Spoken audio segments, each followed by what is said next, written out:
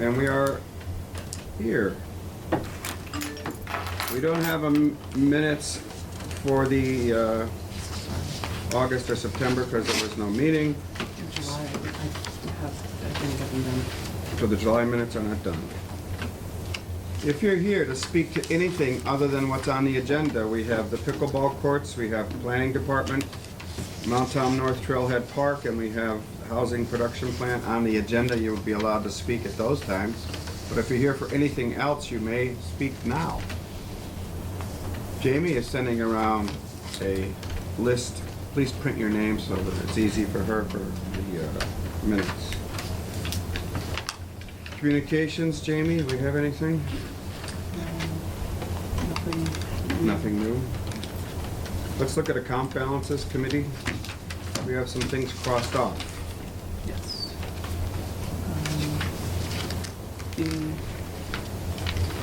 The Mount Tom North Trailhead Park is fully expended.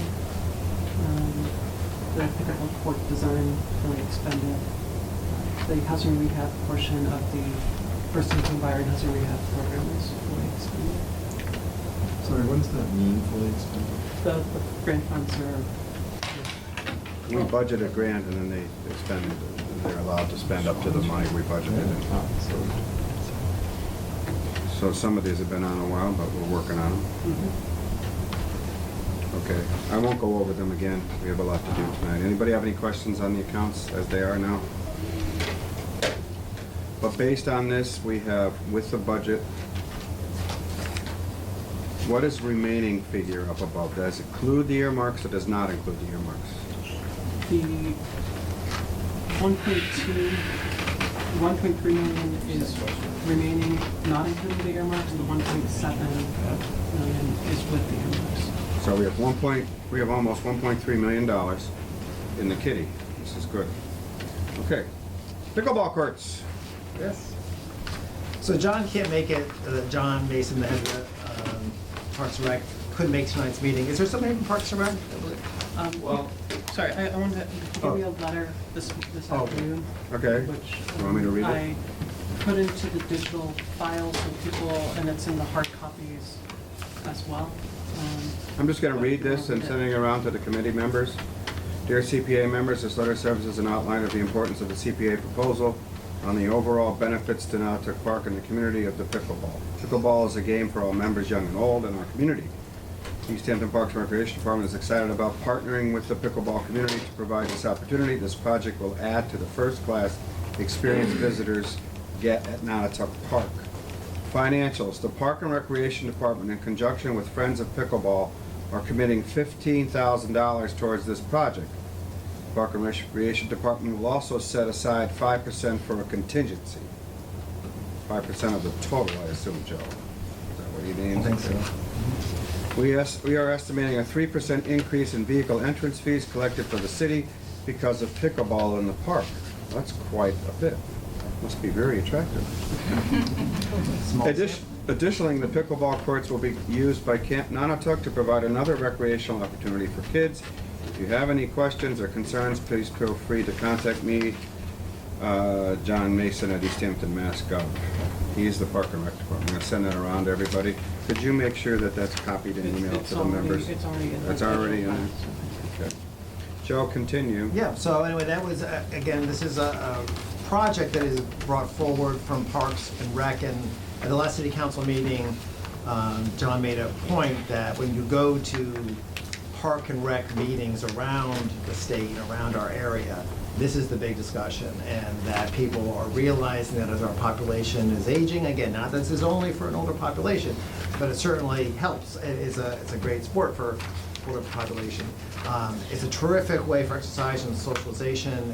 Belchertown, South Hadley, Westfield, like the names keep on going on about towns that are realizing this is a great resource for their community, both for just for exercise as well as attract people to the cities and towns.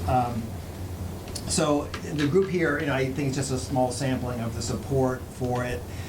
We have an indoor group, which a lot of these people play, that is going to be starting up probably the next week or two, and that has grown to like 40 or 50 people that play at the the old Tri-County School, which has now been under ownership, but that indoor play has been continued.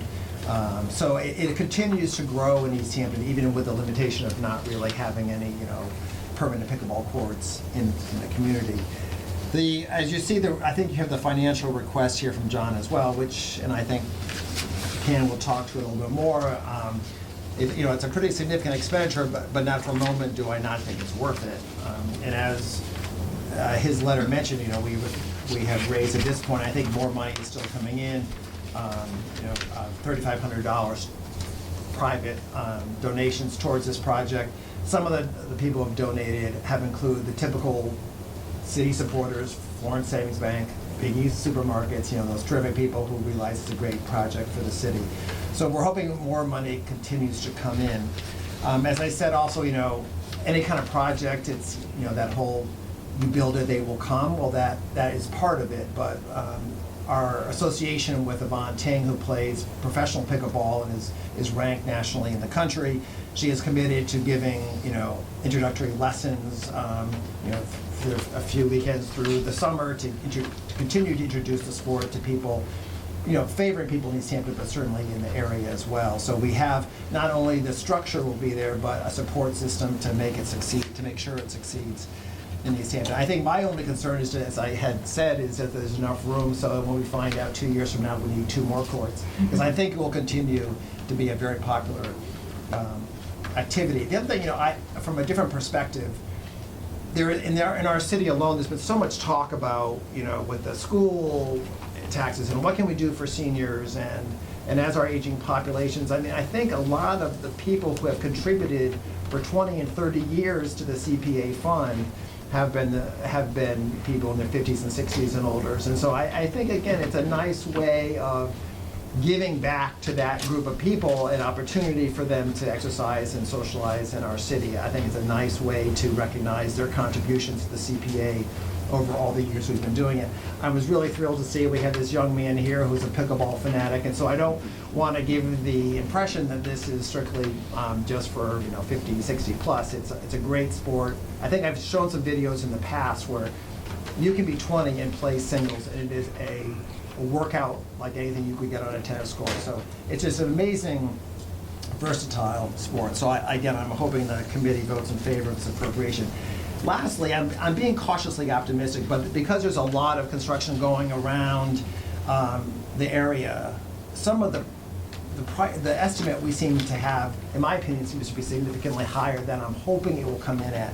Obviously, being a city, we have a prevailing wage issue, which can raise project costs, but certain municipalities have seemingly been able to construct several courts for significantly less than we're asking for. Agawam did their first 2 courts for $70,000 and their second 2 for $50,000. I think there was some question if it followed prevailing wage all the time, so that may be an issue there. Belchertown did 2 courts for $40,000. Westfield spent $185 on 7 courts, and that also included lights. So I'm hoping that the estimate of $95,000 is significantly over what the bids will come in at, but obviously that's something we'll just have to wait and see. But again, as the people here, and I'm sure if anyone wants to speak anything more to it, show that this is a viable investment for the city, and I hope you vote in support of it. I will allow public input after we talk to the gentleman in the corner. You have a Oh, that's right. plan? Sorry. Yes, he'd be the technical Can you person. put it up here so the video camera can see it and Okay. talk to us from Yeah, up here? Didn't bring an easel with me, however, so. Well, no, you could Hold it just- up, okay. Why don't you take that chair, pull it over here, and put the easel on it, maybe? We have these pictures in our handouts, too. Could you state your name for the record? My name is Bill Cannon. Bill Cannon, that's right. I'm a landscape architect. I have an office here in town.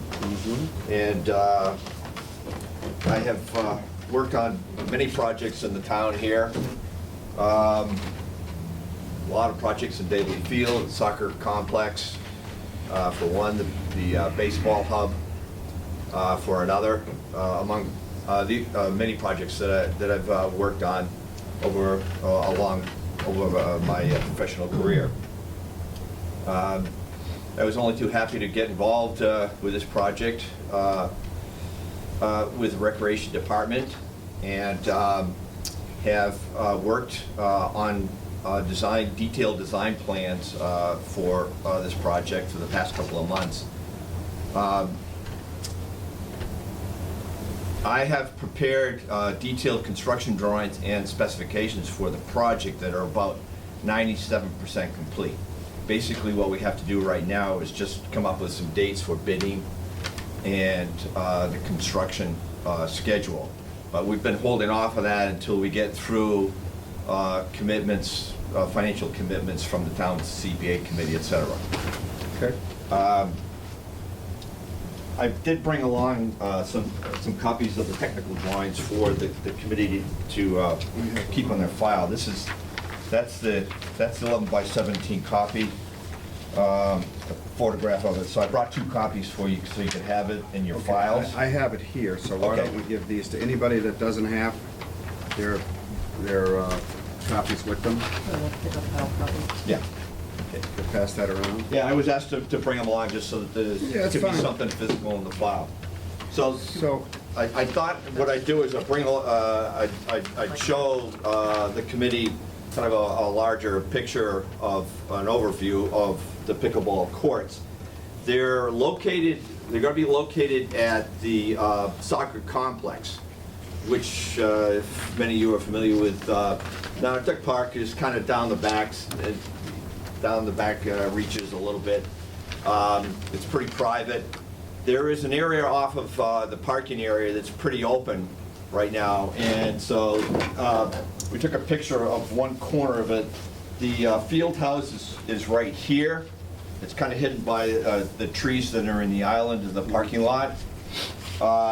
So this area represents a pretty open area. It's just all that we need to do would be to excavate it for the gravel base and the pavements and regrade it such for what we need for the required grades.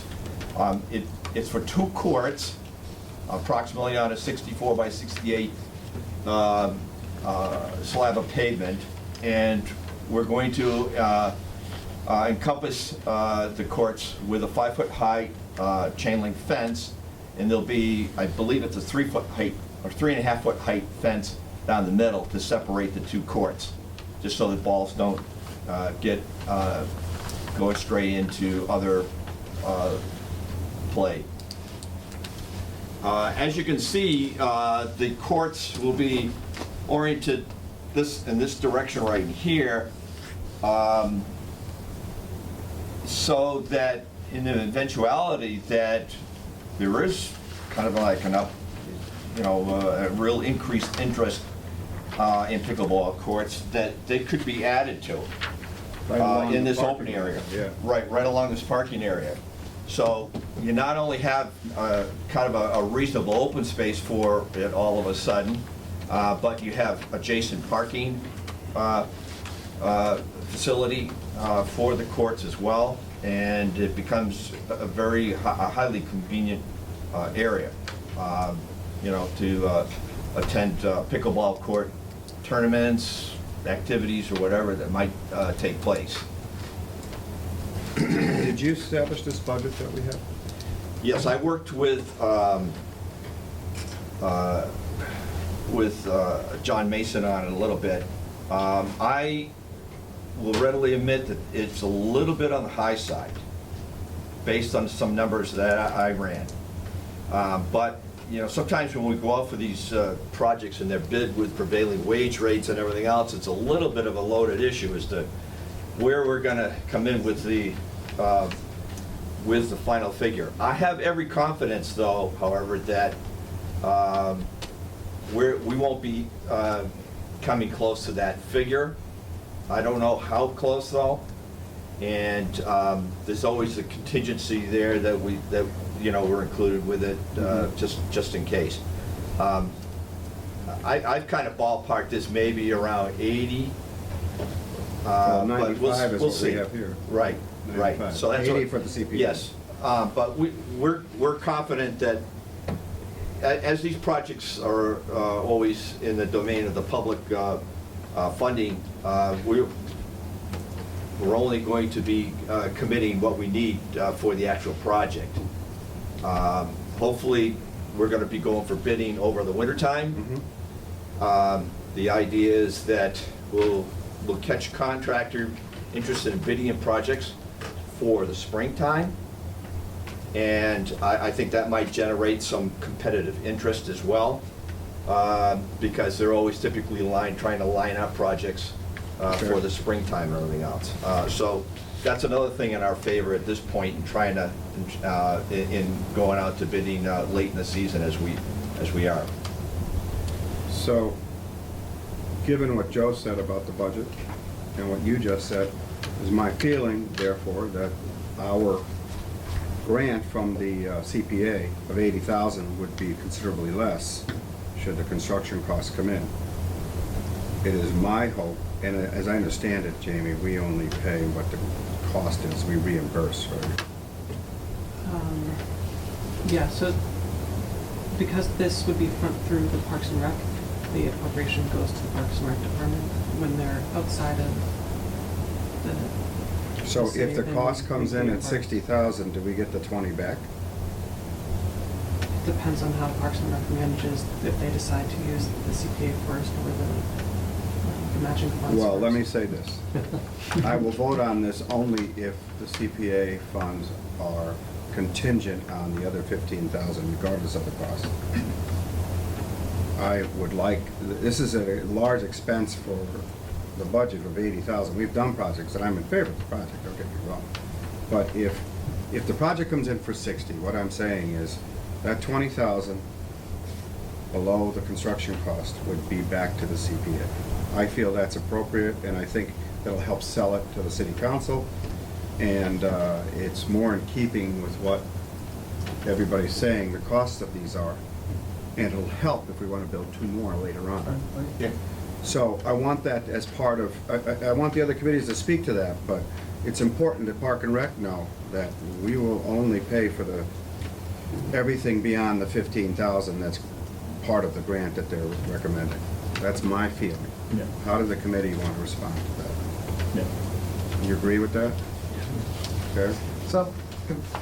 So if the lowest bid came in, and I don't think it will, at $92,000, does that mean you'll only pay $80,000 or you'll pay up? I mean, I'm not sure. You subtract 15 from that. Okay. That's what we pay. Right. Okay, so 93 minus. If there's any savings, it goes to the CPA first. Oh, exactly. I mean, That's I what don't- I'm saying. right, I don't think John or anyone would Well, I don't take know, extra but money. to- given the way this is done through Park and Rec, I want to make sure Yeah. John is aware that we would like the 15,000 expended first, the Yeah. matching funds or the extra Yeah. funds, and then the CPA funds back. Because I am hopeful that, hearing what you said, Belchertown did 4 courts and lights for 185,000, or how many courts? That was Westfield. That was 7 courts. 7 courts for 185,000. 185. They had the lights donated by. And we're the spending we're spending 95 for 2 without lights, so I'm a little hopeful that we'll get them in a lot cheaper. As I said, I'll reiterate it too, I'm very confident that it will. Yeah. Well, that would be helpful, because then if we want to expand this, and I really feel that it will want to be expanded, if you got all these people here just for this meeting, how are you gonna have a little number machine for when you get out there to play? Well, I haven't gone down to Westfield yet, but I believe they have open, maybe some of you guys have an open Yeah. play on Tuesdays, and I've heard it's like 30 to 50 people waiting to get Oh, on yeah. 6 Oh, yeah. That's gonna happen. Yeah, so Yeah. it's, really- I mean, you know, I'll be back before you guys, a exactly, year from now. We need 5 more courts? Yeah. Go ahead, let me open it, well, let me finish with the committee, then I'll open it to the public. Anybody have any questions? Harry first. How many people can these 2 courts service in the city? Typically you play doubles, so there's 4 per court, so 8 at a time. Well, say you had in other words, say you had a big influence in the city, you got 15,000 residents. How many people out of that 15,000 could you actually service in those 2 courts? Say you had a big run in this thing, and all of a sudden you had like 300 or 400 people show up. Well, What if you happens? go, for instance, Then you go they'll to be back here for Agawam more Saturday courts. mornings, and it's very busy, and they have 4 courts, and they have a lot of people playing, and then you have a line of 4 to 6 to 8 to 12 paddles waiting to get on. So if you want me to give you the number of courts we need for everyone to play in Easthampton, 2's not it. But it's gonna be, you're gonna have 20 people waiting, and the Parks and Rec and City Council's gonna say, we need more courts. Yeah. That's how, I would rather have that happen than have 2 courts sitting there and there's only 2 people playing. Yeah. So I think you have to go in steps. Yeah, I'm so- hoping that we're. Plus, I think that doesn't necessarily preclude the indoor play that can still go on. Yeah, Just well, we because have- we have these outdoor ones, I'm sure that the indoor courts in play will still be active too. Well, that's usually a seasonal thing. We usually play, I mean, most people like to play outside, and then the only, you know, and this is only gonna get worse in our community because we're losing so many gymnasiums, but the only place we have to play on right now is the Tri-County Schools, which is on a linoleum surface, so it's very fast. And that typically just to be a seasonal, but once it gets nice, people, the good thing about pickleball, which has sustained us in the past, is it's somewhat portable. I mean, you can take nets with you. You can tape on your driveway or something if you need to. So that people have done in the past. But to have courts dedicated where the lines are correct, you have this area we talked about the kitchen before lined out correctly. You know, it will be a draw. I mean, look at all these people here. They travel to Westfield. They travel to Belchertown. They travel all over finding these kind of courts. Some of my research is that I've done on the pickleball courts, especially down in South. I mean, they double up on the line paintings and everything. You know, the synthetic fields, for instance, that I did over at Williston. I mean, we've got 4 different colored lines on it for different, you know, different sports and everything else. It gets really nutty to see all the different lines on it. To have them just, you know, totally dedicated to this is kind of a We're not gonna make relief tennis in a way. courts out of these. These are gonna stay Right. pickleball courts. And You can't go from pickleball to tennis. Well, whatever. You could, you know, They're gonna be But pickleball. typically, tennis courts get other lines on it, pickleball lines on it and everything else. That just confuses You things, know, and, so. and it's a popular sport that I think is popular enough that it deserves its pickle courts. And I'll bring this up because I know I'll have to answer the same question because Councilor Derby brought it up. That he said, you know, I agree with the concept of like multi-use things. And then he said, you know, maybe we should make these courts where the net can be raised so it can be badminton at some point too. But my biggest fear, the courts aren't identical. And you're gonna get a badminton court that's not regulation, so people who take badminton seriously will not come. And on top of it, Yvonne Ting used to play international badminton for Malaysia. She said people don't play badminton really outside except for your backyard parties because the shuttlecock is so light, the wind blows it everywhere. So it's not really an outdoor sport. But on top of that, then if you have a line that's not accurate for the pickleball players, it's like, well, I'm not gonna play on a court that's not really regulation because that's not necessarily good for my game and stuff. So I think people aren't going to the Parks and Rec department and demanding more badminton courts. They're going asking for more pickleball courts. And so I think it's important that I agree with trying to, when you can be multi-functional, but if you know, spite your nose, cut off your face or whatever, where you build this court that no one can use because it's not regulation for anything, it doesn't serve anyone. I agree. Scott? So I'm all, this looks great, I'm all for it. I'm just curious, one thing that's missing on this is the existing soccer backstop. Is that being moved? Or is it being I think moved it's to? Yes. down, it's kind of rotting. isn't it? Yes, it is. It's in pretty poor shape. The rec department will clean up the area prior to the start of the construction, yes. And the backboard is right in that location. It will be removed. And like, what's the communication with the soccer community? Like you have a parking, that's a good question. Yeah, I Parking mean, those issue. are probably John's communications, because, you know, Are they at all concerned? I mean, has there been communication, do we know? Especially like Saturday morning, I know Saturday morning, this is packed, like Yeah. soccer people with that backstop. I mean, it's not in great shape, but I've definitely seen kids using Yeah. it. Yeah. So like They what? could probably what's- put that someplace else too, if they want. Yeah, I think something like that backs up, they could move, but you know, it becomes something, so soccer is more important, I mean. No, no, it's not more, no, what I'm wondering is like, we go in, we rip down the soccer backstop. I just wanted to see, has there been communication beforehand? Has there been any outreach from John or from anybody to the soccer people to say, hey, this is something we're looking at? Has there been any communication? I mean, that's not, I wouldn't have made that, I don't, and unfortunately John's not here, I assume he has, but I don't know that. Well, that's a great question. For me, I'll get him an answer for all you guys, okay? About the soccer communication, the backstop. I didn't know there was something there that had to come down, so. But I mean, it's in really poor condition. I mean, this is not like something that. It might be, I just, Yeah, like, if I was really, I mean, I'm not taking sides here, I just know if I was, like, the head of the soccer association, and someone voted to remove the soccer backstop without there being any communication of, like, what's going on, I feel like that would be sort of a breach of. Yeah, I might speak out of turn about this, but I'm not sure it's used lately, in the past couple of years. Yeah, I mean, yeah. It's just kind of out there as a relic, so to speak, from, days gone by, so. I mean, I've seen kids using it just, playing around. And again, it's not really about like, I just feel like there should be, like before, I feel more comfortable before saying this should absolutely be here, knowing that there was some communication to the soccer players. I don't know. That seemed reasonable. But I if don't the think soccer it- people said, we want our backboard there, what do you say to these people? It's not that. It's that I mean, I'd like to have John here, but has there been any communication? That's all I want to Yeah. know. There's a lot of space there. If there's competition for parking, put it I out think on it'll the- be fine, frankly, Scott, because I think if it's in that bad a shape, Soccer Association has funding themselves. Why didn't they fix it if they really want to use it? So my point, your point is well taken in that we should communicate with them. But I believe if they have a concern, it will be impetus for them to build a new one and put it in a better location anyway. I mean, I think So, John, yeah. so it's not a deal breaker for me, but I will communicate with John and say, hey, how does soccer feel about these pickleball rules?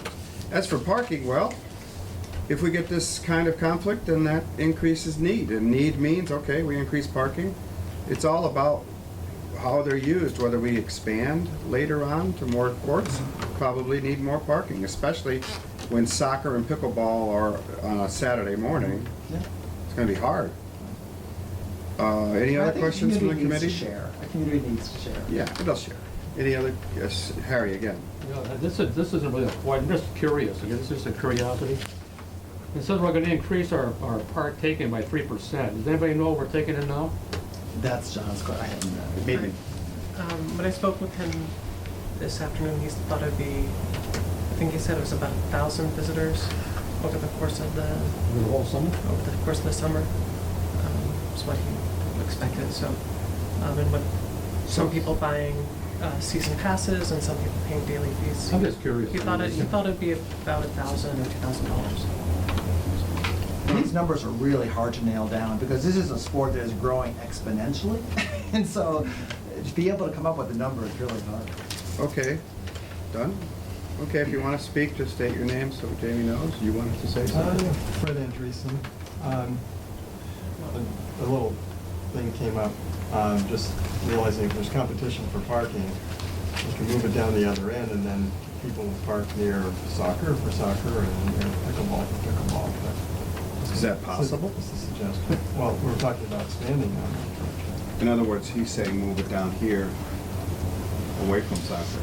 Is this something you and John decided was a good Yes, spot? right. I think it's gonna have to do with the park and This rec. is the spots, right? Those are the soccer fields. Yeah, Yeah, so this is it talking here. about That's it. yeah, That's it. That's the backboard right there that we're discussing right now. So it's right in that area there. There's a lot of parking. Yeah. Yeah, the discussions with John Mason, it was predetermined with the Department of The soccer Health. fields aren't in good shape. That would be the ideal spot They're not in good shape. for the courts. Okay. For a number of reasons, expansion, availability, it's pretty open and accessible to get to from a construction standpoint. All right, that was just a quick. Okay. Can I just, I want to make sure that everyone's signed in on that sign-in sheet. I did. So, There's. so I have to double. Somebody else want to speak? We'll see. We have a lot to talk about tonight. Yes? Moya Rose of Easthampton, Mhm. very excited to be here. If the projected cost is over what it ends up costing, is there any chance of doing more than 2 courts? We have been under the tutelage, our row of Yvonne Ting all winter and are so into the sport, which is arguably the fastest growing sport in the country, that we immediately bought a courts pass at Northampton for the summer. As soon as Westfield opened up and the light went down, we went over to Westfield. They have 7 courts. They were almost full on a weeknight. And, you know, we're constantly looking where can we play, and it's a very common. Well, if what you say is true, we will expand them pretty quickly, but I don't believe personally we should look to expand the design currently. I think Joe's right. Let's take this step, see how heavy it is. And I agree, it's probably gonna be really heavy. So you'll be back again. But what I like about this, and correct me if I'm wrong, Bill, we have the designs done. We don't expand this, you don't have to redesign it, you just do the same thing and do 2 more in it, right? If that were yeah. the case. Well, in a simplistic manner, yeah, it's Why would it you know, change? but we have to, you know, there'll have to be the construction plan done for the additional grading and all that kind of Whatever, stuff. But yeah. yeah, but it's just, It's not it's as a cookie cutter type of thing where it just gets replicated in the open space. You know? Anyway, I think that's what we'll have to do. And I think because of the nature of it, we're gonna have to present it to the council, this committee first, and then the council as it is, and then expand later So on. it's not like, oh, you We know, could think afford these another costs one, of- do it right away. Well, it's not that easy. I meant like, if you thought the cost of 2 was much less than what you anticipated, would it be more like, oh, we can actually do 4 for the same cost, or?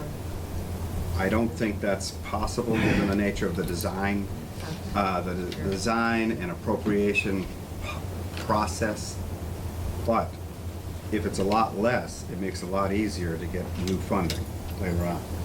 Anybody else? Yeah, the bid process is I'll just wait for till the somebody 2, else speaks. for the 2 courts right now. That's what we're gonna go out to bid for. And if it turns out that it's a lot less, then, you know, that we can be enthusiastic about doing some more in a pretty short period of time, coming back to the CPA for it, the funding for it.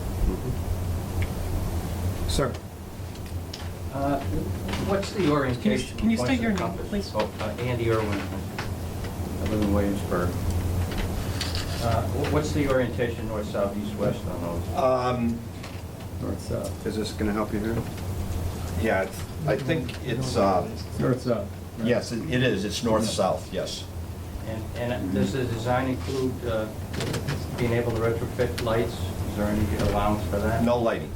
Well, the park is Not lights open at in, not night, to so put we lights can't in, do But it. so that you don't have to jackhammer it later, or? No, Daly Field is, or Donatuck Park isn't open at nighttime, so to speak. I mean, they close down at dusk and everything else for control, you know, of the park and its facilities and everything else. So there's no lighting that's planned for this. I mean, we went through that with the soccer field, for instance, too, so.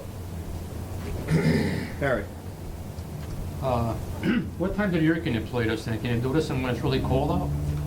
I mean, what are the conditions you can play in? Yeah, I mean, as long as you can clear snow and you have. park is not hard open. mentality. It's not The open. park is not Okay, open okay, past so, a okay, there you certain go. date, so I would doubt that Okay. it is the way it is, because they have budgets and they, When is the park open? What are the months when the park is open? I would say it probably closes, you know, Thanksgiving sometime, I don't know. Right, but I mean, I That's think not- John said, for instance, that, yeah, it's closed, but you could still ride a bike down, you can walk down, you can get access to these courts. I mean, I think it's gonna be, the limitation is gonna be light, and temperature, Yeah. is gonna be the So limitation. it could be like 10 degrees out and you can still can play? I mean, we have a picture, I don't have any with me, of shoveling snow off and playing if Yeah. we wanna play, so Well, it that's can be dedicated done. players. Now, I don't know, these nets may come, these may be cloth nets, they may be removed for the winter, so that may be it. Yeah. Well, the other thing is too, that you're spending $10,000 to $12,000 on a surface material. It's a special layering system that has rubber in it and everything else, cushion and So the you can't line shovel- weight, you so, couldn't you know, I would just cringe at, you know, people running metal shovels over the whole thing and, Yeah. you know, shoveling off ice and using picks to pick off the ice. That's not what we do with the courts, so they get closed down with the winter time. That lets me ask this question, we have a soccer association. Is there gonna be a pickleball association led by Joe McCoy? There already is. So seriously, that, you'll have some funding, you might do your own maintenance, but you'll also do some oversight, making sure that people don't go down there with a pick and try Well, I to mean, get that's the ice idea. off the I mean, court. there's, like, I thought of little things like just like a lot of these places you play, that people put up signs as far as like etiquette, like because they're going to be crowded and okay, you know, you put your paddles here and this is, you know, and if it's crowded, you have either you play one game or just some kind of etiquette rules so people can. And you'll be dealing with that, your Yeah, association. and such stuff. I mean, we. There'll have to be some signage down there. Yeah, I mean, we have, the indoor league is actually through the Parks and Rec, and so the insurance to allow us to play is through the Park and Rec. So there technically is an East Hampton Pickleball Association through Parks and Rec. So how many of you here are in East Hampton's association? Raise your hand. Or have played through East Hampton. I mean, belong to Joe's organization that would be from East Hampton. So that'll expand, okay. You don't have to be a resident, but I There's just no, need. there's no membership. It's just. Well, an association is association. You should have meetings and discuss that. Oh, yeah, no, we just show up and play. All right, well, I'm just getting into the notion that, you know, soccer associations, the Little League, they all do things Yeah. down there on their own to help, because maintenance is one thing. Right. I guess John's not worried about maintenance. I had a question on that. If the committee has no other questions, we can move on this. I don't see a reason to delay it. Oh, you do? Yeah. My question's around the required Fred Andrews. This was my original question, I got distracted by the other one. It was around the required, what do you call it, companion funding. So how much of the 15,000 is raised so far, and where is it coming Some from? private donations, so far we're at about 3,500, but I think there are more coming in because we have asks out. A lot of individual asks, as well as we have not heard back from East Hampton Savings Bank. I think that's the only one. So there may be additional monies coming from, right now it stands at about 3,500. So 3,500 to The Park and Rec 15,000. is going to cover the rest. Oh, they are? Yeah, they're- They have, the Park and Rec Commission has a fund, it's back to the Richmond Fund. Yeah. Other funds that Okay. they'll cover. I thought there was some requirement that. That's what he's saying, More and- Yeah, he said, In our contract, it will be that has to be spent first Right. before we give any the money. combination of the private plus Park and Rec should be about 15,000. That's what he's saying in his budget, yes. So that even trickled down to paying me as well, that some of it came from the recreation department. and That some was, came from- that was the original design agreement. We had money from CPA and from Park and Rec for the design. That's what was fully expended. I Yeah. get that, that was the previous Well, one. he did a lot of work, I guess we should pay him. Yeah, no, I just wondered why we were Thank you. asking. Already in mind. Okay. Yeah.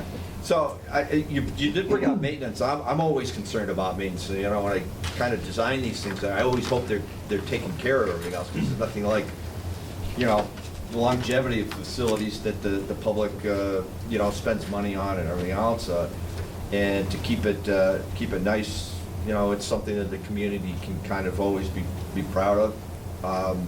I have talked to George Milligan and the maintenance people down there, so, you know, they're on board. A couple of meetings and some feedback from them on the specific design issues. Like, for instance, extending the pavement outside the fence perimeter so that it's easy to mow around was critical. Certain elements of the chain link fencing hardware was critical, and so that's all been incorporated into the specs as well. So I think they're fully committed to maintaining. Well, I'm glad you this had thing, all know. this communication, that's excellent. Yes, right. Okay. I'd like to vote on this. What's your problem? Or if you have a problem? we usually ask for doing a grant agreement before A what? the grant agreement, the project funding agreement. Yeah, well, we could, And there was a couple, Scott's question was outstanding. I know, but I don't feel that Scott's question about communication, for me, is a deal breaker. Park and Rec controls the space. So, obviously, it's up to them to do the communication. Given the timeline on this, we could delay a meeting, but I'd rather not, because that's a whole month. Could we, just a suggestion, could we put, I mean, mostly I just want to see that there's some communication, just for due diligence. There may have been. Could we, like, sort of put that into check-in before the city council votes on this? Just to report that there's Sure, been I will communication? make sure that all the members get communication regarding that. And if he hasn't communicated, he's gonna. Yeah, I mean, that's all, you know what I mean, like, I'm, again, That's important. not to upset anybody here, I'm all for pickleball, but I just, you know, I just feel like we want to make sure that. We don't want pickleballs and soccer balls fighting at each other. We don't want But that. I just think it behooves to make sure that everybody knows what's going on, so. And I'll even give you the agreement, if we don't hear, I'll withdraw it from the public, from. Well, we'll find out. And it's not gonna get to public hearing till the second meeting in November, so we got plenty of time. Great. So, what was your other question? So do you want to do, We'll do it, we'll do a grant agreement that will be signed prior to it going to the finance committee, but I'll sign it. The agreement, the only thing in there that's important to me is that, I mean, there are things in the agreement that sometimes it's good to have discussions about, to ask the committee. That's what well, I think it's a standard boilerplate grant agreement. The one contingent, the one statement that I want in there, Jamie, and I think the committee agrees, is that CPA funds will be expended only after the $15,000 matching funds are expended first. You can write that any way you want. Does that make sense to you? And that's typical, I would hope. That's what we want. Ready? Is there any chance that we could be bit moved up by that? Is there any Well, way no, I that mean, that could not if be you vote enforceable? to move it forward, and then the agreement's signed later. If they don't, well, we can vote to move it forward contingent on this grant agreement being signed by Park and Rec. It's contingent. And if he doesn't feel, if he feels he needs more time, then it doesn't go, it doesn't move to finance, and we have another meeting. That means it's delayed a month, and that will be November, and it'll be approved. That means it won't, your timeline here will be shot a month, because you want to get RFPs out in December. If we wait a month before the agreement is, that won't happen. The idea being, we would like to get this built, I think, in the springtime, right? Yes. So, obviously, if we wait another month, it will delay it. I feel that John will be fine with that. I have to ask him how do other grant agreements work. I didn't know that if he gets the money. I mean, you voted. Yeah, we vote the money, but on the other projects we've done, you know, they spend the money on the project, but we get it back if they don't use it. But the grant money, the matching funds they get, that should be expended first before, that's all I'm saying. I think that's important because if money can come back to the CPA, it makes it easier to say yes to another one. Thanks for coming, Greg. So I'd like to vote on this tonight. Committee members, are you okay with that? Yeah? I'll take a motion. Can I just ask, since I'm late, and I apologize, the whole conversation around maintenance of these courts already happened? Yes, and we talked, John Mason had a good, and George Megla, he just talked about it. They had a lot of input on how the design was happening for the fencing and what kind of fencing they're using, accessories for the fencing, and the pavement around the edges so that they could cut the grass, not right up to the fence, but, you know, so it's easier to maintain. In other words, there was. Any Bill incremental cost for Cannon. maintenance they're expecting and is built into what Park and Rec's budget? They did, we haven't heard that there is anything negative about it. Yeah, they're on board with it. I mean, we've been planning this the past 3 months, and that certainly hasn't come up as a concern. They're fully on board with, you know, tackling the maintenance on this thing. It should be pretty easy. I'll come down with the leaf blower every once in a while and blow it off a little bit. But the design of it is pretty straightforward, which wouldn't require a lot of, you know, extraordinary maintenance on it. No, per not the se. first few years, but eventually. So, you know. Well, All I the mean, fields done. as with anything, you know, to try to keep it up as best they can, and, you know, if there are cracks that develop out there, for instance, they'll be on board for maintenance and, you know, of cracks and, you know, any And that's why I brought up the deterioration. association, if there's a group Oh, yeah. No, I think that, that I mean, can help with honestly, that. we haven't had a courts to form an association around, but this would certainly be an opportunity. But when you talk about maintenance, would you compare the maintenance of this to the 2 clay courts we have now? They don't even match. Clay courts for tennis. Yeah, I Oh mean, my God, yeah. the amount of putting down lines every year and rolling it, salting it, I mean, because I've taken care of clay courts, it's a lot of work. Yeah. You know, This these is asphalt courts- paved. Yeah, This these is last pavement a right long here. time, So- and I don't. Well, I say that because I know that the maintenance of those clay courts has not been optimal. No, because So, you know, I'm yeah. just, you know, I wonder Right. where the money is or where the time Well, or there's like a labor is hard to court like upkeep this. it's- additional, you know, and I'm not opposed to the project, I just was wondering if the conversation had happened. Yeah, well, I have to trust the rec department, and we also, Greg, you came in late, Scott brought up a good point, we want to get some communication with soccer, so we're going to, and also, if you heard, we want the matching funds spent first and then the CPA Yeah. funds later. support That's part of the funding agreement, and the motion should be approving $80,000 contingent on a funding agreement that places the CPA funds second to the matching funds. So that's a motion. Can someone, I move we approve the application for community preservation eligibility and funding, Parks and Rec Department pickleball court construction for $80,000 with the aforementioned stipulation on the grant money being spent first. the matching funds being spent? Second. Any further discussion? All in favor? Aye. So we have 7. 6. 6. I counted, Jamie. I should keep counting. Sure. So that's been approved. If John is okay with these contingencies, it'll get to the council for the November meeting. It'll be sent to finance, and finance will most likely deal with it mid-November, and it'll come up for public hearing, second meeting in November. At least I'll try to do that. And that'll give you, if it's approved second meeting in November, you can send the RFPs out without problems, because that's your schedule. Okay, everybody? One step done. Government is slow, but it's good. Thank you, committee members. Sometimes. All right, we have other stuff to talk about. Jeff needs to get his kids to bed, so we better. Yeah, seriously. Can you tell me the content of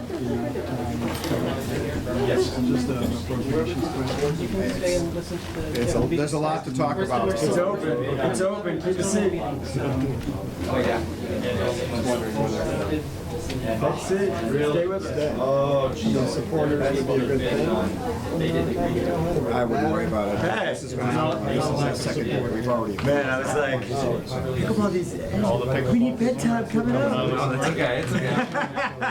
They're gonna get cotton candy out of this too, so. Well, I had a lot more questions, but I was like, these kids need to go to bed, so I'm just not gonna say anything. So, if you get that grant agreement to me, we're gonna write up what you think is the grant agreement. I'll Yeah, I talk to just- John right away. That's what, I just, the committee had set the process, trying to do that. Fields are over there. I've gone away from that. You have, but there hasn't been any. High school If there's a problem, we will deal with it. I just don't think it's a problem. What? I don't think there's anything to talk about. Try it out. I've heard good things about pickleball. I feel that delaying this project for months is It necessary. might have been. So, I missed I the mean, train. I do Pickleball think, train.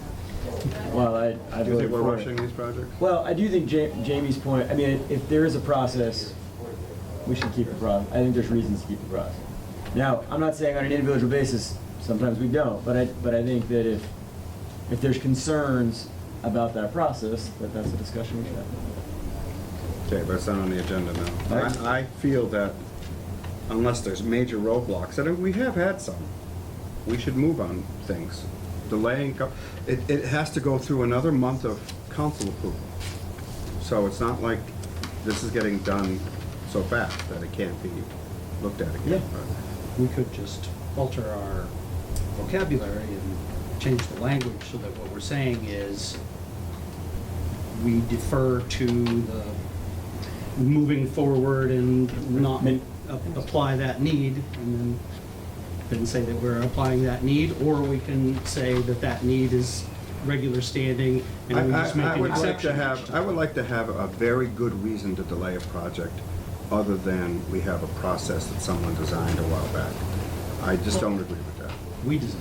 So how, So the committee, look, I mean, so you started with it's not on the agenda, we don't want to have this conversation. Now we're Well, having people are a talking conversation. about it. so why don't we put it on the agenda for next meeting? And All then right, people can put it on think the about it. agenda. And we'll- We can talk about things that aren't on the agenda also, just FYI, you Yeah. know. You're Yeah. not supposed to. And, well, they weren't Well, no, but recently they- expected to come out. There are other discussion items on the agenda. Yeah, but we didn't have Given, it. given Jeff here and kids here, I think we should Yeah. move on to here. Yeah, I like think this, you're and then right. at the I end, think we can you're see if right. we want to talk about this now. That's- I do think it's worthy to talk about. Right. That's usually, that, and unanticipated items on the agenda does give you the leeway, but usually if you feel like there's something to discuss, then you pitch it to the next, you pitch it. I think you to the next. should, Full-blown just for discussion, open right, meeting. once you establish it's Especially if worth we want to talking talk about funding processes, that's a bit major item. We should allow the public to know about it. That's what an agenda does. Great. But then let's do it. Let's do it next meeting. Could you Let's put just it on? have it. Yep. All right. Mount Tom North Trailhead, additional cost, acquisition expenses. Why don't you talk about both of them? Sure. I'll tackle the smaller one first, so. 15,000? Nope, this is, for the closing costs and Oh. sign. Okay. So we're very excited that we closed on the property on June 25th. The deadline was June 30th. The main thing that happened was the procurement officer was at the closing, and there were two unexpected expenditures two unexpected costs that happened during the closing. So Michael Owens wrote a personal check to cover those costs. Who's Michael Owens? Michael Owens is the procurement officer. I don't know if he's ever been before. Oh, Michael Owens. Yep. So he was. Why at the did he closing. write a personal check? Because without the $2,400 being furnished, the closing was going to get delayed and could have put us in jeopardy of slipping off the schedule. So he just wrote the check.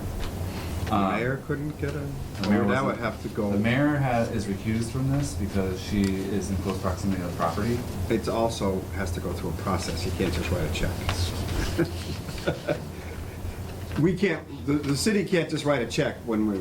Correct. So It he's, has to be so, done. so the idea was. He put his finger in the dike before the dike burst, in other words. That's It very was- nice of him. In it other was words, a- we have to reimburse him now? Is that Yes. what we're doing? And what the long-winded memo here says is that the planning department does have access to what's called the zoning incentive fund. So that is one-time money that the city first got when we created the 40R district. Mhm. So I thank Stuart for that very much because the 40R covers pretty much the whole downtown. And there was a lump sum of money given to the city at that point. A huge chunk of it went to cover the costs with the boardwalk. And so I have limited one-time funds available, and so because of the timeline attached to some of this, I use the zoning incentive funds to reimburse him. And so this request is to ask the CPA to reimburse the zoning incentive fund. So Michael Owens cut the checks on June 25th. He has been paid, because it would be a pretty long time. I definitely couldn't do it. How did we pay him? I definitely could not do that and, How did we wait pay this him? long. So we paid him through the zoning incentive fund. And you're allowed to do that too. Yes, we've had discussions about this concept where the CPA is just reimbursing another city fund for those costs. I did try Jamie, to this say is that, all kosher, right? Well, thank you, Michael. yeah. Yeah. So this is just unexpected closing costs for the Mount North Trailhead, 2980. I don't have any issue with this. Does anybody have any questions? No. Right. Nothing? I Anybody? move to approve. And then And then the sign, so the other thing, and, Oh, the you know, sign is part of this? Yep, Yeah. the sign is part of this, so again, Oh, yeah. we're on an accelerated path with the state. Mhm. They really have been supportive of the project, and they have really been multiple times thanking us for speeding up the closing, because it helped them change their fiscal year funding. So they've given us a lot of leeway. The sign is something that normally is in place before closing. And so they've given us some leeway on creating the sign. And then similarly with the conservation restrictions, they've given us extra time on getting those through city council. Well, I'm all in favor of signs that say CPA. This Love is it. good. And everybody else, of course. Right. Jeff actually has a color version of it. Yeah. So how big is the sign? It's bigger than 8.5 by 11, I hope. Yeah, the sign is, This is it, it's $400. I've recently seen the sign for puffer printing. It's 5 feet long and 3 feet tall. Very weatherproof, I mean. And is that a Yep. sticker? Like That's a future sticker. home that'll Yep, be peeled that can off? be peeled off. A future home look. Mhm. All The right. idea is that the sign could be, later, it could be relocated to align with a trailhead or something like that. Oh, So- of course. Good. Anybody else have questions about this with the sign? And Greg, your motion, you can make it again? Yeah, I move to approve the full 28, or 29.80, 87 cents reimbursement incentive fund. Seconded. Any further discussion? All in favor? Aye. Okay. Okay. And congratulations on getting that. Yeah, by the way. seriously. Thanks. Congratulations on, Speeding up the closing was. Getting closing to the property. So the next, do you want me to start with the next, or do you wanna? yeah, Northam, let's keep with the trailhead. Okay. So this is a much more substantial request to CPA. But as a reminder, I came to CPA and in January, we hadn't totally figured out all the grant amounts at that point, but CPA voted to set aside up to $30,000 for a match for the Mass Trails grant. And the way that it ended up playing out was that we submitted a grant for a total project. Actually, it was not a total project. It was I should have added those together. We asked Mass Trails for $33,750, and we were going to have a 20% match from CPA, which was going to amount to $11,250. And so we submitted that request. I just want to do that. I think it's 45. 45. I'm very bad at that. We submitted the $45,000 request to Mass Trails, which would have covered 3 things. It would have covered some community outreach meetings, preliminary design plan, and construction drawings, all in an effort to be prepared for actual construction funding later. So we learned that, in June, we learned that we were not awarded. So we were able to finally get a sort of debriefing call with the funding source, and they said that the project overall was good, but what their charge and directives internally was to concentrate on funding construction projects rather than design projects. Let me clarify that. Please. They will fund construction of the project, but they won't fund design of the project. They were more Is that- inclined to fund the actual construction of trails. Because they have a more of a sense of what the cost will really be and all that. That, and I think the way the state is really programming some of this is they want to see stuff done. And I think sometimes design funding doesn't materialize. And then, so their funding sort of, they're. So they're holding going out out. money that could be used for something Yeah, else. that was a large funding source of, up to, I forget what the totals were. I think the projects were up to 500,000, so those were not insignificant projects. So, long story short is that this proposal is for about half of that, 20,000. And the idea would be to do at least one, most likely 2 community meetings to come up with a preliminary design concept, much like Bill Cannon had with a photo, some renderings, and some concepts that people are generally agreeable to. So we're talking parking area, trailhead. Are these gonna be designed by somebody like Canon, or is it Yep. gonna be? Yep, So it you would are probably- gonna use the money to pay for that? Correct. It would be an architect, engineer, or landscape architect who would come up with community-based concepts for the site. Mhm. And really what's driving this further is that I had a conversation with the park program folks, and their program, which is what we use to acquire, so they gave $400,000 to pair with the CPA for acquisition. Their program funds construction drawings and construction together. So if we have a couple community meetings and we can come to agreement on a handicapped accessible trail concept and something at the top that's been subject to a couple community meetings and a preliminary design, then we have the basis to apply for park grant to take those to construction drawings and construction together.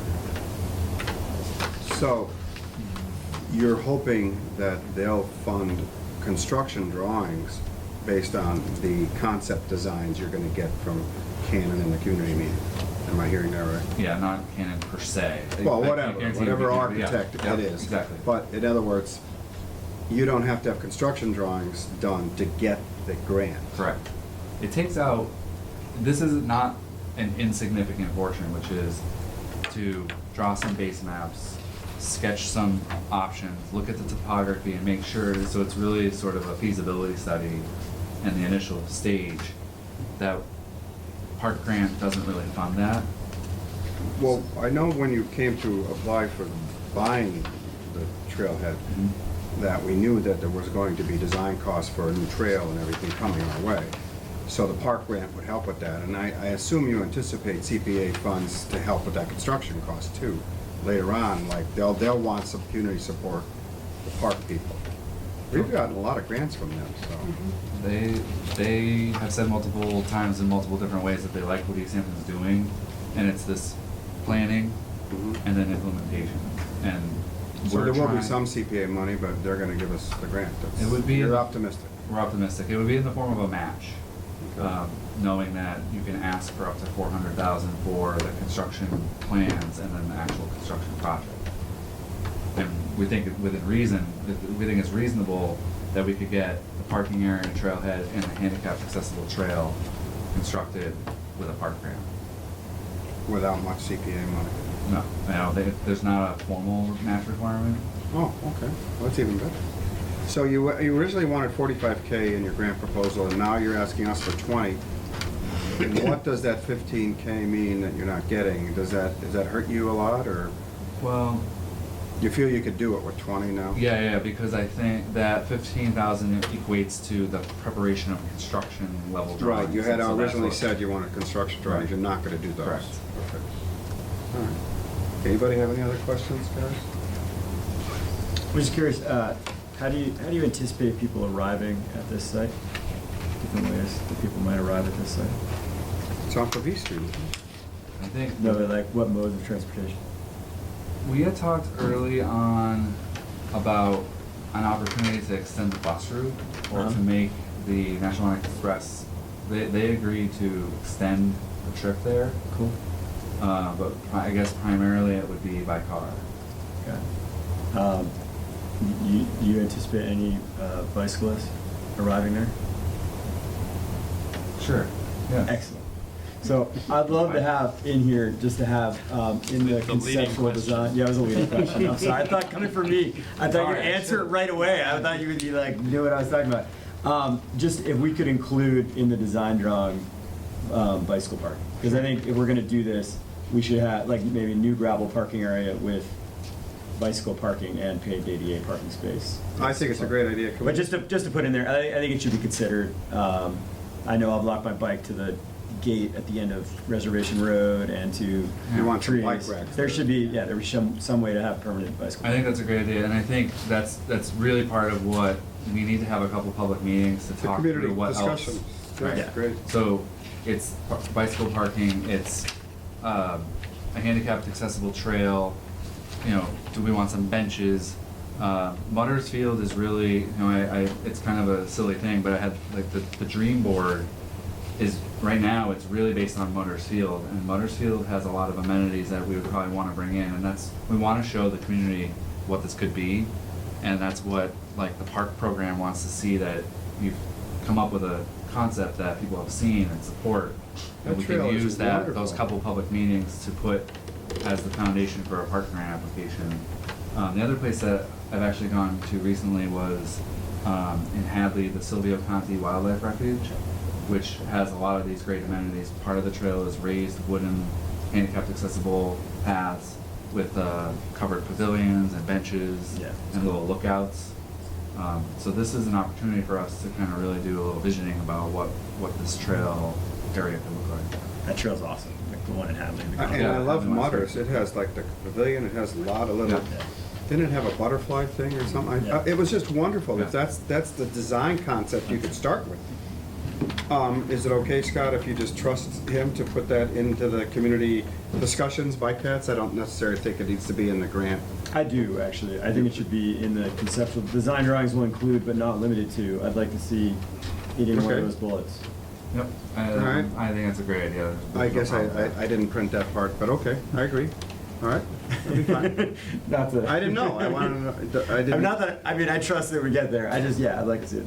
So, I mean, I, wherever you think, but I, like, Yeah. I don't know, new gravel parking area with bicycle parking and paved, or wherever you think would make sense in here. I don't know. Whatever you I think it should be its own bullet. And Or just I bullet, think make another bullet with. Yep. Absolutely. So when we do, Jamie, our funding agreement, these bullet points would be part of it? That's. I think we sounds should good. keep Yeah. that as part of it. Any of the things that are in here that come with the design that have been presented to us should be part of the funding agreement. I would agree with that, that's great. Scott, you just- What's on the other side of East Street from this access? It's residential, right?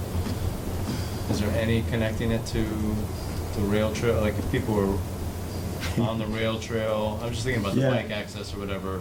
Yeah, that's a good point. They'd be coming from probably 5 and 10. How close right? is it to where the bike path cuts across? We've talked of that concept.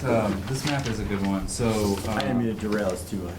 No, that's fine. I'm trying to visualize this it. is so directly across the street from the understood access is not a house currently, but there have been quite a few conversations about this is the Pascomic Conservation Trust area right here. So it's a little pull off. There's a little fence there. Right. This would be the ideal area to pull off of the bike path, except you then have to traverse some a couple hundred feet on East Street, and it's kind of dangerous. Currently no There's also sidewalk or a anything, right? Yeah.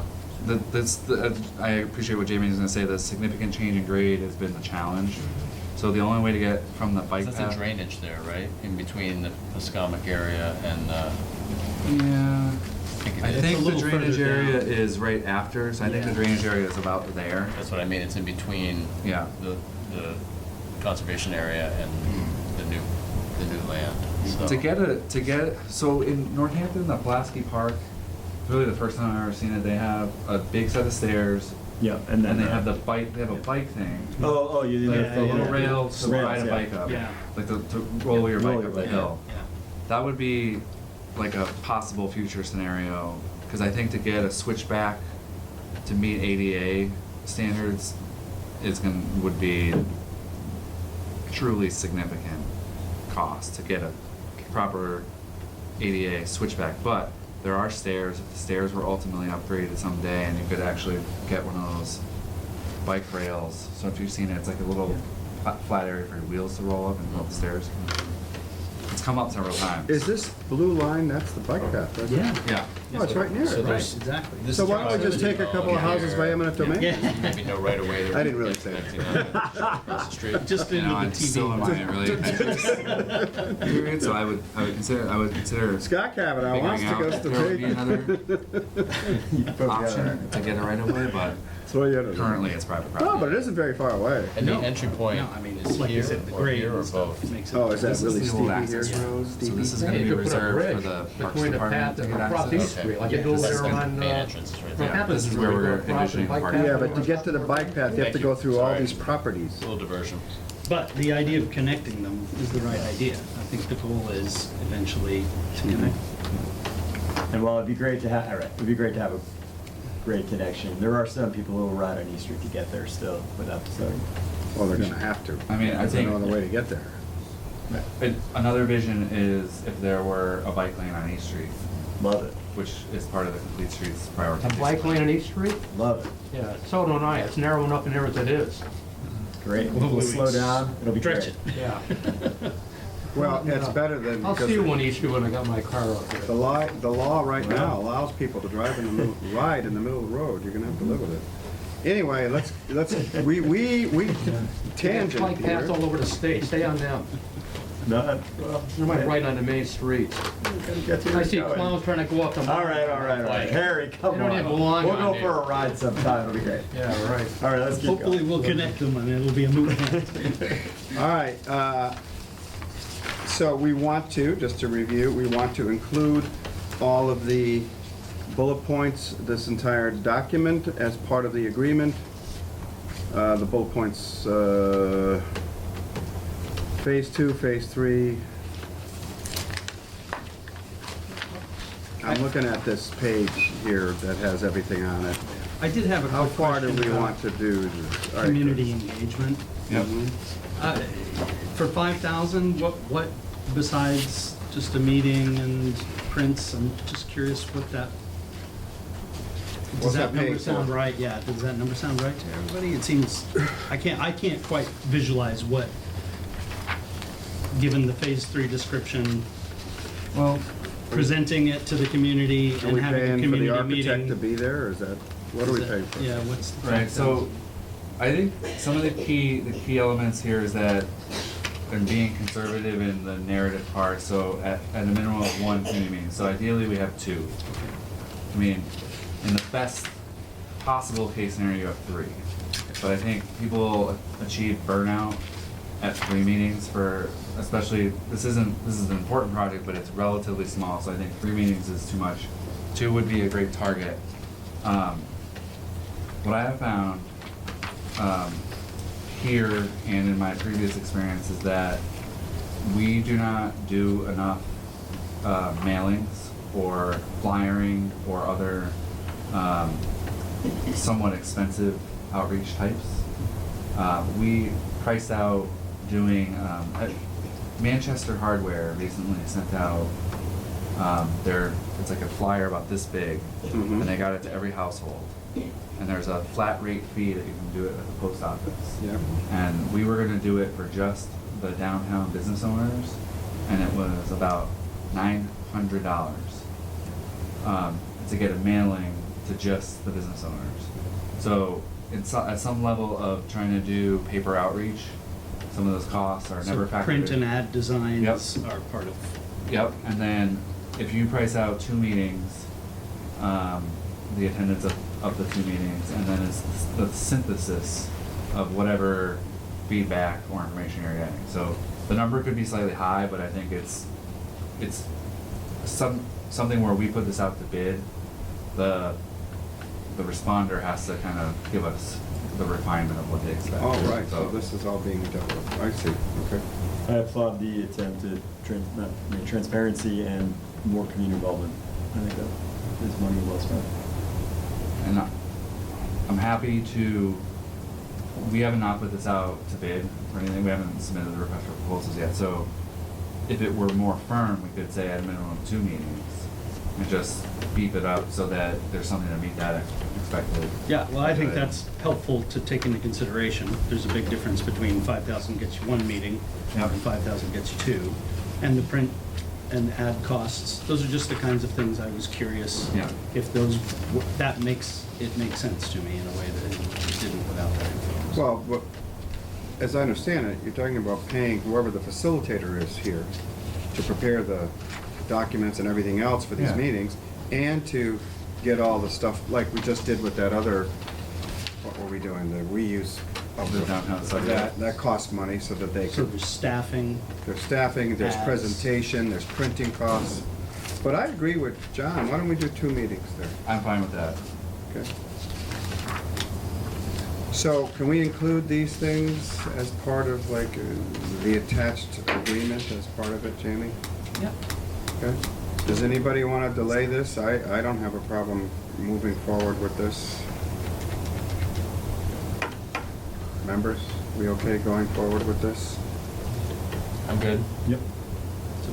And if I understand the process correctly, so after this potential Goes to vote. finance, both of these go to Right, finance, goes to council. Jamie prepares the documents, they go to council, we send them to finance committee, then approval, second meeting in November. Everything we're doing tonight, Yeah. that gets approved by the CPA. I don't like to delay things unless there's a good reason. Right. I mean, at the council level either, my agenda is clear. As No, I opposed to appreciate that. other I think committees. it's helpful, and I think, you know, the ability to prepare the grant agreement after this meeting, but based on the content. I that you could come in got, and sign maybe it, that's- everybody- Maybe that's the middle ground for your future discussion. Well, Jamie and you work together, so I'm sure it'll be done right. I mean, with this one, I'm appreciative of that, and it's not the first time you guys have talked about this concept of the trail. It's just it's a twist on what the original thought was, but not to belabor this. That my eye is on the prize, which is if we can get this public process completed around June, before around June, then we're perfectly situated to make the application for the park grant, which is construction drawings. So and this money construction. paying for all these Yeah. meetings and everything, by June you get the, Yeah. okay, good, I would think so. I make a motion to approve the 20,000, as written in the application with the two, additions of the 5,000 being spent for 2 meetings and the, bicycle park. Anybody have a second? Second. John seconding, or Ed seconding, or whatever. So my further discussion is, are we mandating 2 meetings? Is that what we're saying in this motion? We did say that as part of this, we're mandating 2 meetings, Jeff? I'm fine with that. And you are fine with that? Yeah, I'm fine with that. Even if it dilutes the turnout for the meetings? Yeah, but it gives I mean, people a I- second opportunity if they couldn't It go to the does. first That's meeting. the advantage of having That's the advantage the of- second yeah. date, for sure. I think that it's also, when we've done multiple meeting dates, the first one is, you get a better product, you get people's input, and then you show them what the input resulted in, and you have design alternatives, and there's some, it seems to have a better process than just going to the meeting, saying what you're interested in, and then what happens in the, Oh yeah, I believe it can be better. We're locking ourselves into it, definitely, being the right process for this by mandating it as too. So as long as you're confident that that's the right thing, I'm happy to approve Well, with that language. you know- I defer to you, your judgment when it comes to Let what's me best ask you in a this question just to process. float the idea. So there's many different ways to approach that, and a lot of it is, not a lot, some of it could be subject to what the consultant brings forward with a proposal. I'm fine with the concept of 2 meetings with this kind of caveat, which we need to have a public meeting, like a forum.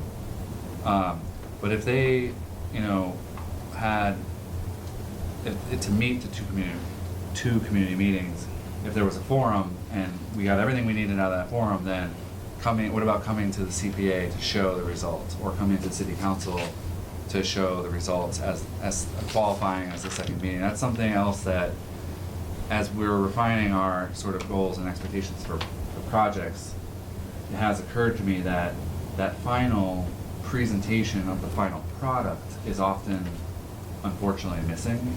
So I think what I'm learning from the downtown strategic plan process is we set up 3 community meetings, and the consultant was easily able to meet that, but what we didn't program in was a final presentation of the final product to the city council or something. So we can, 2 community meetings is general enough that I think we could shape it. So as long as it Great. doesn't say 2 community forums, I mean, I think 2 community forums is ideal, so I don't have a As problem long with as you that. don't feel like you are hamstrung or don't have the No. flexibility you need to make a good call I as would- things I would- develop, so. To be honest, there's consultants who have said that they think what's happening in Easthampton is great, and there's some consultants that are willing to work in Easthampton and do a lot. I just think 2 for- meetings, it gives to the help, public so more that's a good thing. opportunity. All right. I'm I'd satisfied. love it if we could keep it to 2 and the final presentation, if that's possible, but I'd like to see, I think it's a good point to have 2. For the public to get involved more. Yeah. That's my understanding, that your goal was to get the word out to as much of the public as possible. Yeah. And then they have 2 opportunities to see what's going on. Okay. All right. We have a motion on the floor. We have further discussion. Any further discussion? If not, all in favor? Aye. Aye. That's right. Who motioned? I motion. There was a second. Ed There second. Ed second. Thank you. I missed that. We gave you the second this time, Ed. Thanks, Ed. Housing. Congrats. So wait, do we get cotton candy again? Yeah. We Well, had it the whole time. So my wife's a teacher and she had parent-teacher conferences tonight. Isn't that what Brag Brad my had to do? children. Did you have to do That's it? why- That's why I was late. I had parent-teacher conferences. I think they might lose their reward. Why, what happened? My wife just came to pick them up. Oh. Without the reward. The reward for being good at the meeting? Oh no, bait and switch. That's not fair. Oh my God. Let it be on the record for the whole city. I'll still give it to them, but I went really high with cotton candy, so they're gonna never let me forget that. They've had And the cotton- dental bill They've afterwards. had cotton candy like once in their life. And they were amazing. And it won't be the Let last that- time if let you that give be me on Yeah, the they did a great job. All right, housing production plan update. I want you to know, members, the mayor approached me and I actually mentioned that if there was affordable housing element to this, of course the CPA, I'm a big affordable housing advocate, so this is about how we can get more affordable housing into the city, bottom line, is it not? Yeah. Okay, so And- that's and a why lot this is, more, yeah. this is why this is here. In the earlier section of your meeting, you asked, just kind of casually, about whether the housing partnership folks would be here. And I apologize because I didn't necessarily coordinate with them to come. I didn't know. I'm not suggesting you should have. Okay. I just thought maybe they would be, I don't know. And not to necessarily put Jamie on the spot, but I'm wondering, Jamie, would you, for the benefit of the committee, just give a quick summary of how the housing partnership has talked about the production plan in the past, and then I'll shape the rest, but I haven't been involved in those discussions in the. Yeah. So the housing partnership has, they're like the stewards of the housing production plan, which is a 5-year plan to increase the amount of affordable housing in the community.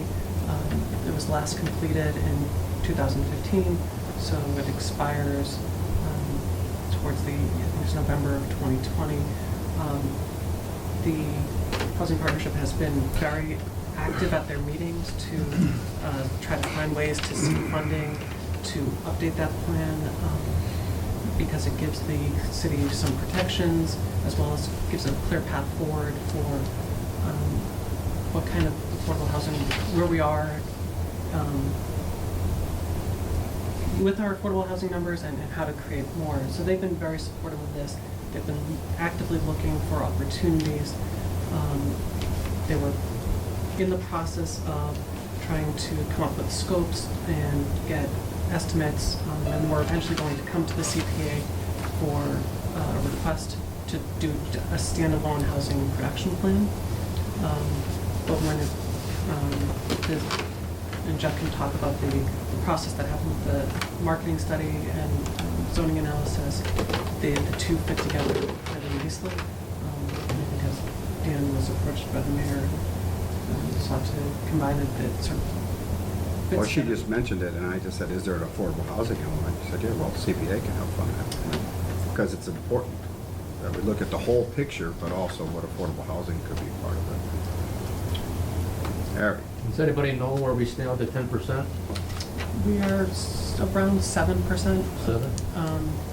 And that's gonna, after the census happens in 2020, that number will go down.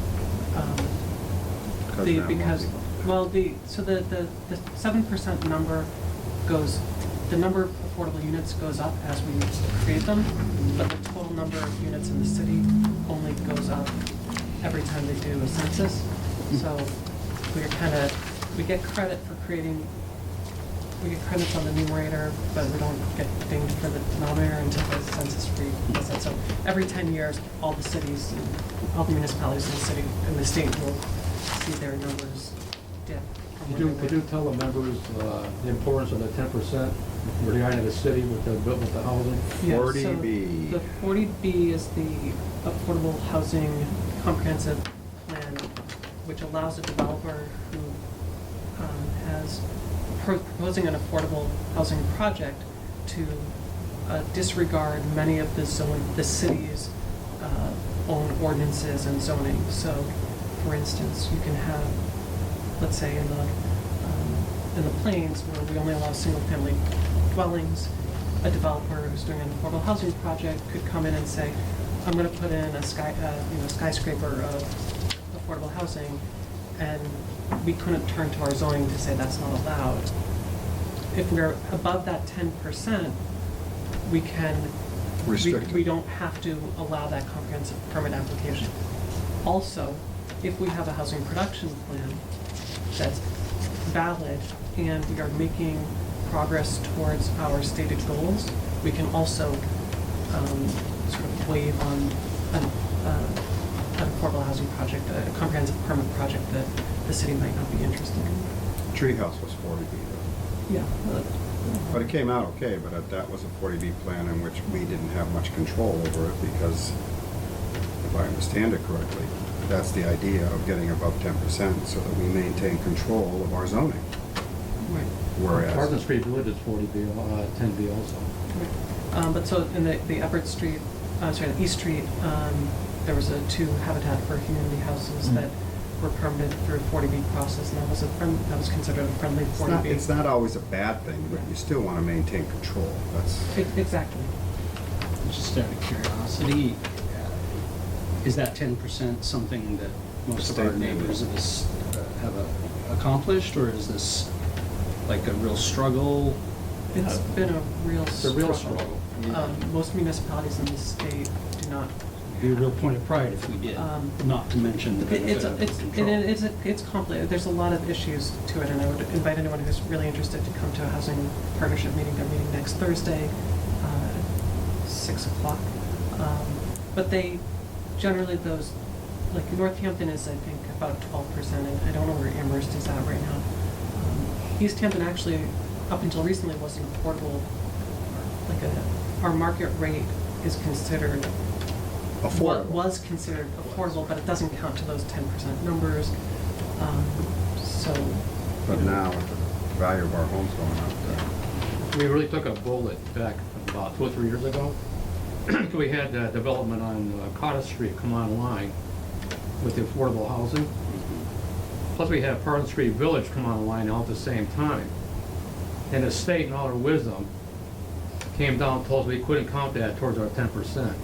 And that certainly would have helped. Well, they both count. Huh? They both count towards our 10%. Not at the time, so you could bundle it. You know what I mean? And I think one of the important parts is that to apply for certain grants and to be eligible for certain funding, you have to have a valid housing production plan in place. And so that expires, I think it's August 2020, so it's not, we have a 1 year. There was already discussions about, and so it is a CPA fundable project to do this kind of study as it relates to affordable housing. There's precedent, actually, that was my question. This is. Yeah, that's what Jamie Yeah, indicated recently that. So the original plan was started, or the current plan that was approved in 2015 was actually funded by CPA in, I think, 2013. So that the plan was already expired when we started working on it then, and it took a while for the state to get comments back and finally get final approval on it. But that initial was housing. And under CPA law, the categories that you can, or the verbs that you can do, so it's, for housing, it's acquire, preserve, create, or support. And support is the verb it's only for affordable housing, and the support activities are for planning type activities, by the housing buy-downs, so like purchase, restrictions that would make housing more affordable. You can't do that support action for open space, recreation, or historic preservation. But you can for housing. So even though this, I mean, at least it seems, is sort of a broader, I mean, this is like all market analysis of housing, which encompasses, like, right? This goes beyond affordable. So, again, Jeff can answer this more Well, specifically, but what Jeff was bringing to the committee is just the funding of the affordable housing piece of that plan. The matching request, $35,000 that was received from the state is for the market analysis and the zoning piece of it, so. So you're separating that out, and so an auditor doesn't question how to spend. Yeah. That's why this is CPA is able to do that part of it. In a lot of similar ways, the CPA is matching the state funding source. I think it will not be difficult, because what we want, I think, to take them apart for a second. So we initially see a need to do what's called a housing needs assessment. It's a pretty common kind of assessment of the housing supply and demand in the market, and in order to get that data, you pull all sorts of existing housing related data together, and by and large, a lot of that is the same data that a consultant would also pull together for a housing production plan. So, in looking at this with a new set of sort of eyes on affordable housing, so there's an opportunity to merge these two projects together and totally maximize the grant funding to come up with a more comprehensive look at housing in Easthampton. What we will get as a product is we will get an updated housing production plan suitable to meet the HCD standards. Mhm. So that's the primary objective of what the CPA funds will support, is getting an updated housing production plan before it expires in 2020.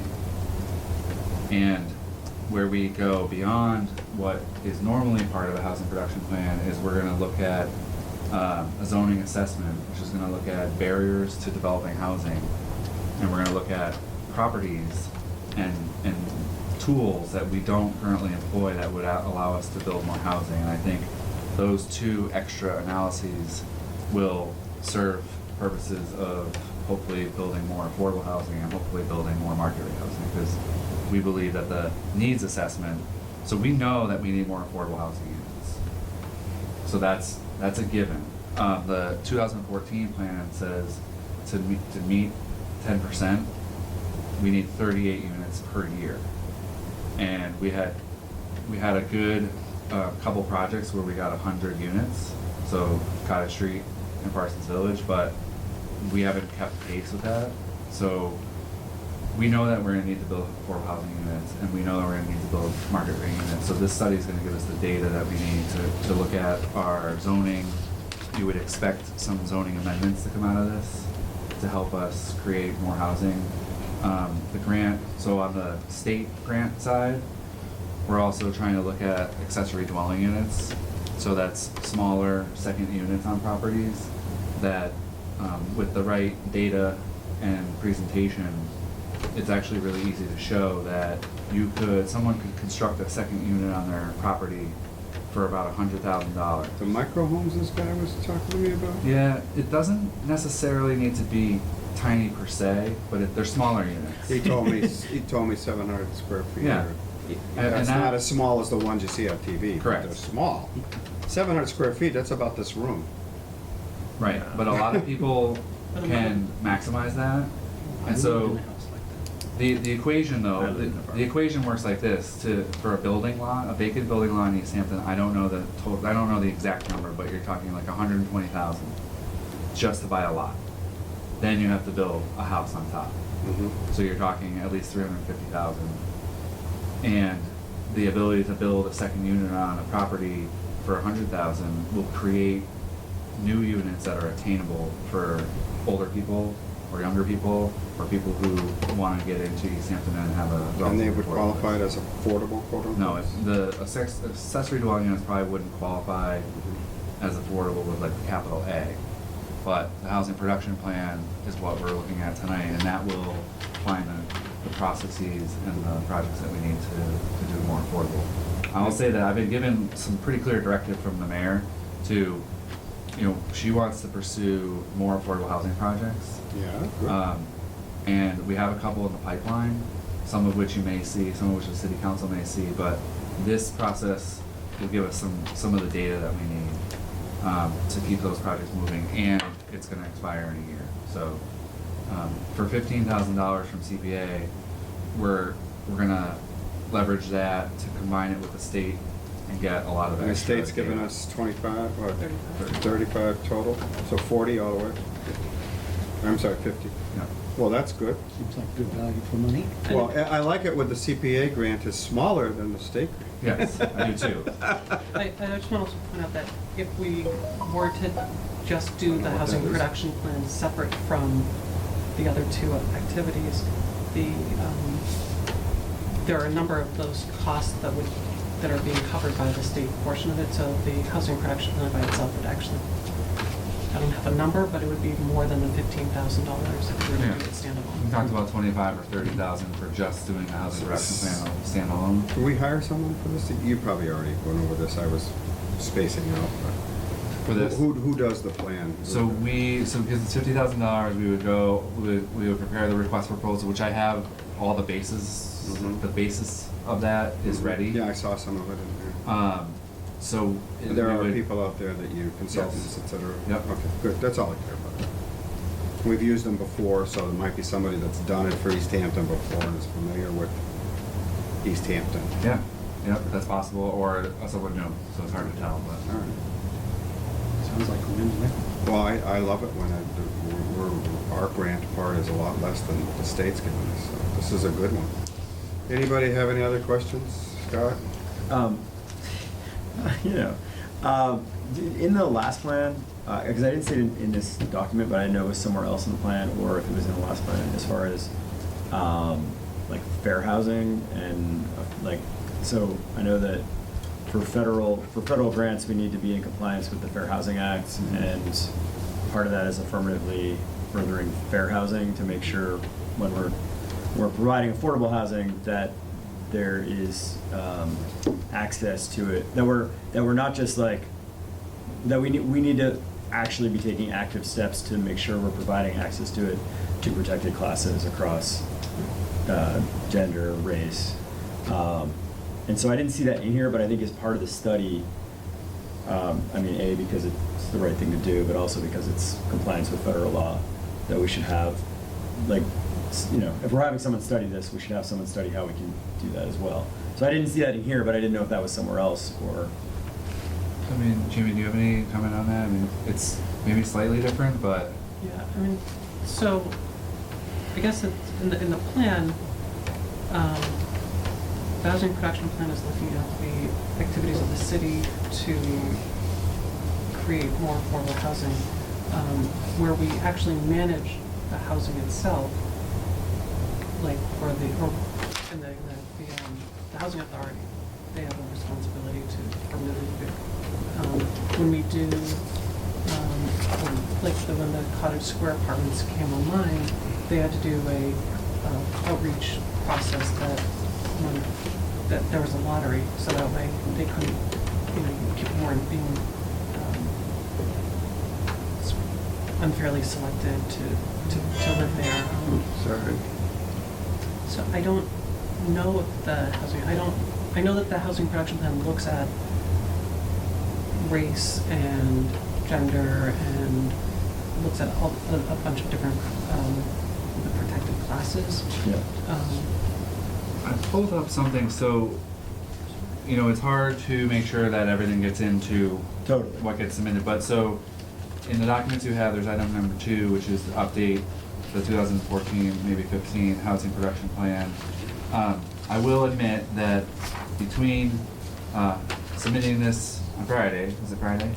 And today, the chair of the housing partnership did ask me to add a few things to the scope of the housing production plan. So those are the number of housing built every year since the last housing production plan, age of housing, possible rehab needs, and type of housing by age, and I think that that gets covered in the initial, the other elements. So it's a big part of this project is data collection. And so if you know data, the data doesn't change. It's what you do with it and how you try to achieve goals is where it's different goals. Accessible housing for people with disabilities, resources, and needs starts to get at some of what you were saying. They had talked about, the housing partnership had talked about homelessness data and just understanding any existing conditions, or there's a way to project or understand what it might look like in the future. Transportation challenges, and then housing needs by group. So it's a range of housing needs, prevalence of housing discriminations and way to provide education, and then possible tools to resolve some of those things. So I think based on my limited understanding of the items that you were talking about, I think that they will get covered in one way, shape, or form. Item 4 talks about inclusionary zoning requirements, and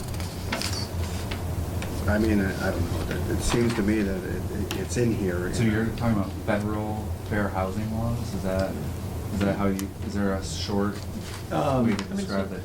fair housing is the correct term. Fair housing? And it is part of the housing partnership, it's the Affordable and Fair Housing Partnership. Yep. Right.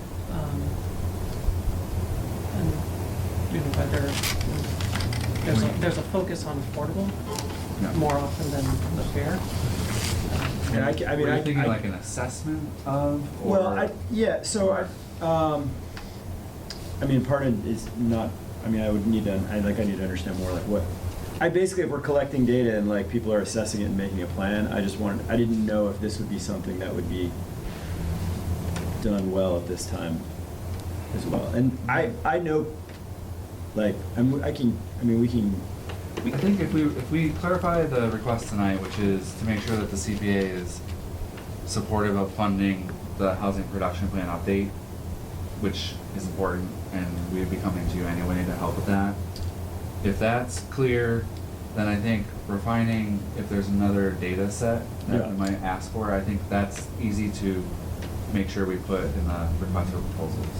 Great. Oh, yeah. I mean, So I think it's part of our, we don't have to put it in formal agreement, Right. but it's part of our discussions, you'll follow through on that. Right. Yeah, maybe that's all it is. Is like, Do you have pillow talk and come up with some of the right data collection language that we might need to? I can connect you with someone. She does housing, right?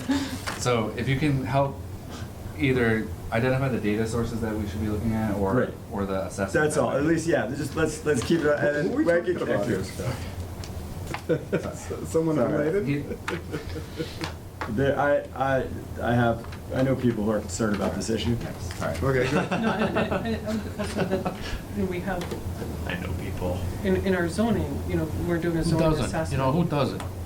But in our zoning assessment piece of it, we can look at zoning to see if our zoning discriminates or has a, you know, if there's anything in there that would raise a fair housing violation.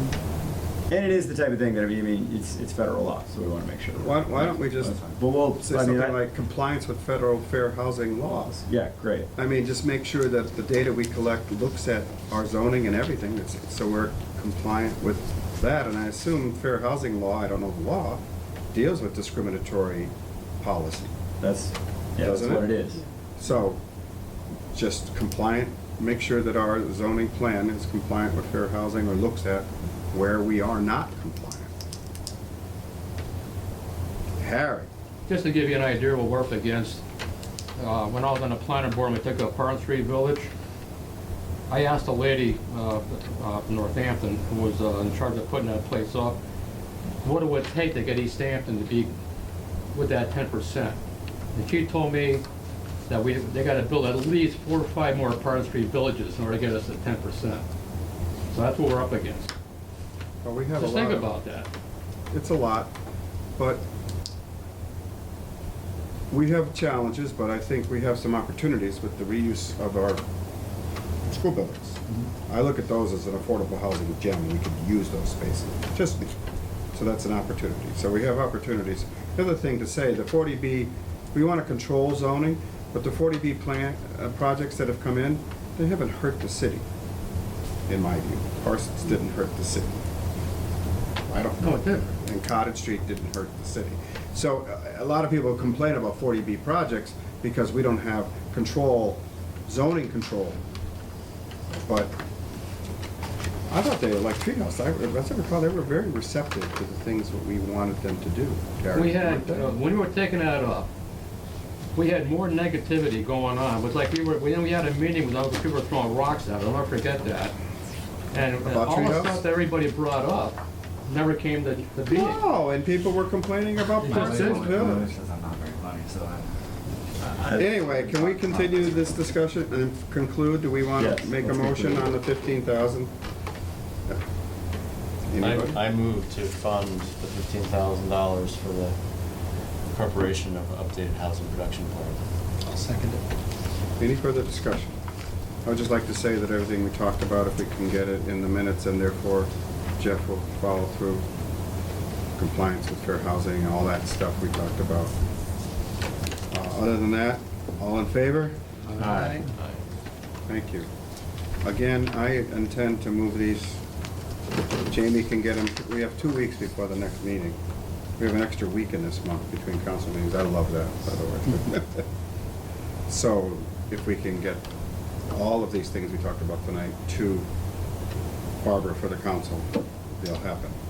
I don't see why every 2 weeks, Jamie. You don't have to do it for this Thursday, you can do it for the next Thursday. I will do my best. I know you always do. You always do. All right? yes, may I ask a question, a preference from you, Dan? So for the appropriate meeting, I think I would like to invite the chair of the Housing Partnership to come.